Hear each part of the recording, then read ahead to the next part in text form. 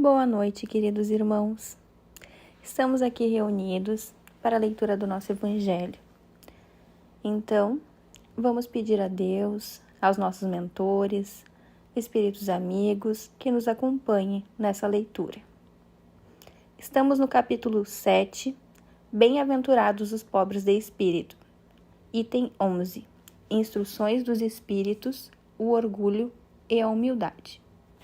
Que a paz do Senhor seja convosco, meus caros amigos.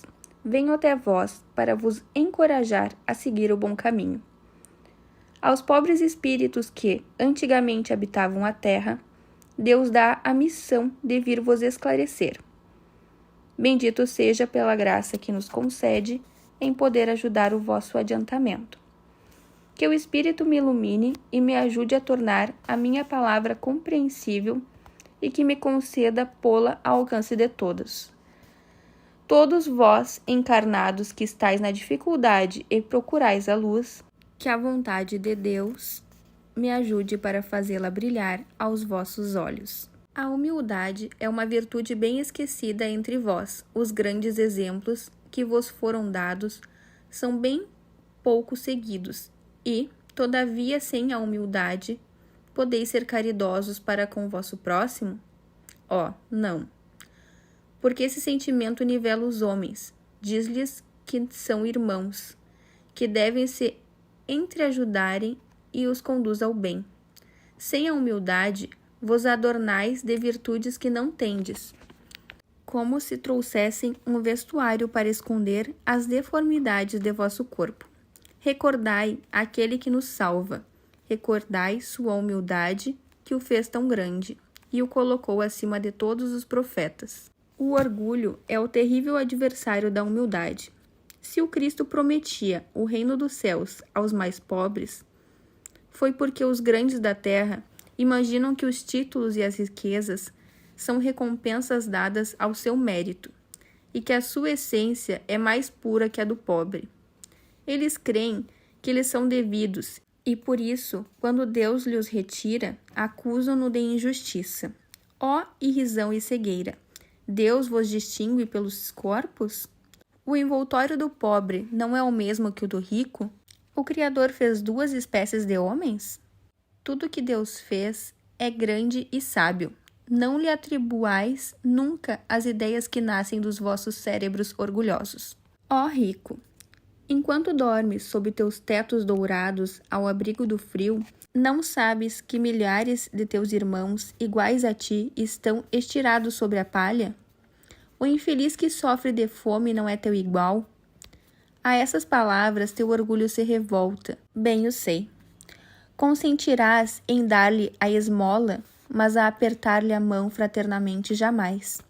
Que, dizes, eu, descendente de um sangue nobre, grande da terra, seria igual a esse miserável esfarrapado? Vã utopia de supostos filósofos. Se fôssemos iguais, por que Deus o teria colocado tão baixo e eu tão alto? É verdade que vosso vestuário não se assemelha em quase nada, mas dele despojados, que diferença haveria entre vós? A nobreza do sangue, dirás, mas a química não encontrou diferença entre o sangue do nobre e a do plebeu, entre o do senhor e do escravo. Quem te diz que tu também não foste miserável e infeliz como ele, que não pediste esmola, que não a pedirás um dia àquele que desprezas hoje? As riquezas são eternas? Elas não se acabam com esse corpo, envoltório perecível do teu espírito? Volta-te humildemente sobre ti mesmo. Lança, enfim, os olhos sobre a realidade das coisas deste mundo, sobre o que faz a grandeza e a inferioridade do outro. Lembra que a morte não te poupará mais que a um outro, que os títulos não te preservarão dela, que ela pode te atingir amanhã, hoje, numa hora. E se tu te escondes no teu orgulho, então eu te lastimo, porque serás digno de piedade.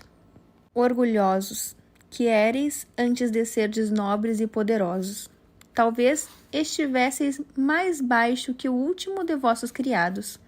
Curvai, pois, vossas frontes altíssimas, que Deus pode rebaixar no momento em que mais alto as elevardes.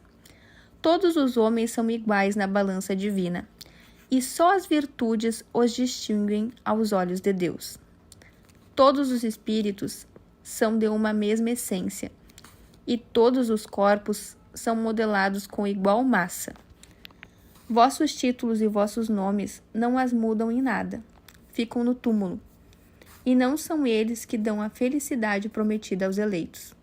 A caridade e a humildade são seus títulos de nobreza.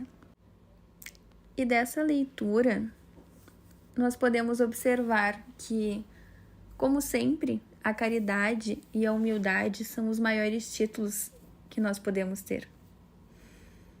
Também é importante não julgarmos nem os ricos e nem os pobres por estarem onde estão, pois tudo se trata de um grande aprendizado.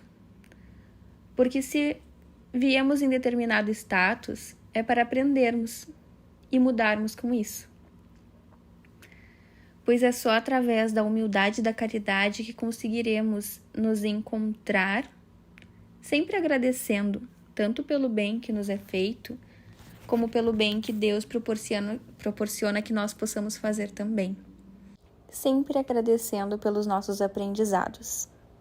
Então agora, voltando nossos pensamentos a Deus, com esse sentimento de gratidão, vamos sentindo essa paz, essa força, esse amor que nos é emanado, e vamos emanar esse sentimento para o meio em que vivemos.